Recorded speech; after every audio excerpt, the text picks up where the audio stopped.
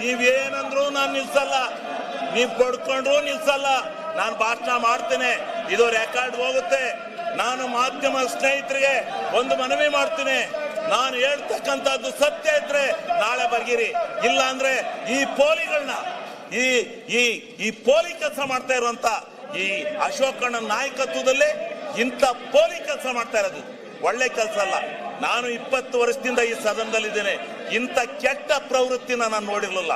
ಯಾರೋ 3 ಜನ, ಒಬ್ಬ RSS ಈ ಮಂಗಳೂರಿನನು, ಇವನು ನನ್ನಲ್ಲಿ ಮಾತಾಡಕ್ಕೆ ಎದ್ದು ಹೇಳ್ತಾನೆ.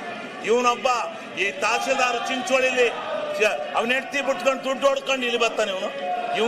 ಇವನು ಭ್ರಷ್ಟರಲ್ಲಿ ಭ್ರಷ್ಟ, ಇವನು ಭ್ರಷ್ಟರಲ್ಲಿ ಭ್ರಷ್ಟ, ಇವನು ಸಲಗಾರ, ಇವನು ಭ್ರಷ್ಟ. ಇವನು ಬಂದಿಲ್ಲಿ ಆಟ ಹಾಕಕ್ ಬಂದಿದ್ದಾನೆ. ಇಡೀ ಬಿಜೆಪಿ, ಕಾಂಗ್ರೆಸ್ ಮತ್ತು ಎಲ್ಲಾ ಪಕ್ಷದ ಸದಸ್ಯರುಗಳು, ಗ್ರಾಮ ಪಂಚಾಯತಿ ಸದಸ್ಯರು ನಿಮ್ಮ ಮುಖಕ್ಕೆ ಮಂಗಳಾರತಿ ಅಂತ ಕಾಯ್ತಾವ್ರು. ಹೋಗಿ ಚುನಾವಣೆ ಡಿಕ್ಲೇರ್ ಮಾಡಿ, ಗೊತ್ತಾಗುತ್ತೆ ನೀವ್ ಎಷ್ಟು ಸೀಟ್ ಬರ್ತೀರಾ ಗ್ರಾಮ ಪಂಚಾಯತಿಲಿ ಅಂತ ಗೊತ್ತಾಗತ್ತೆ. ನಿಮ್ಮ ಹಣ ಬರ. ಗ್ರಾಮಗಳಿಗೆ ಗ್ರಾಮ ಸ್ವರಾಜ್ಯ ಬಂದಿತ್ತು, ಆ ಗ್ರಾಮ ಸ್ವರಾಜ್ಯವನ್ನು ಹಾಳು ಮಾಡಿ ಇವತ್ತು ನೀವು ಈ ಒಂದು ಕೆಟ್ಟ ಪ್ರವೃತ್ತಿಯನ್ನು ಮಾಡ್ಕೊಂಡು ಬದ್ದಾಯ್ತೀರಾ.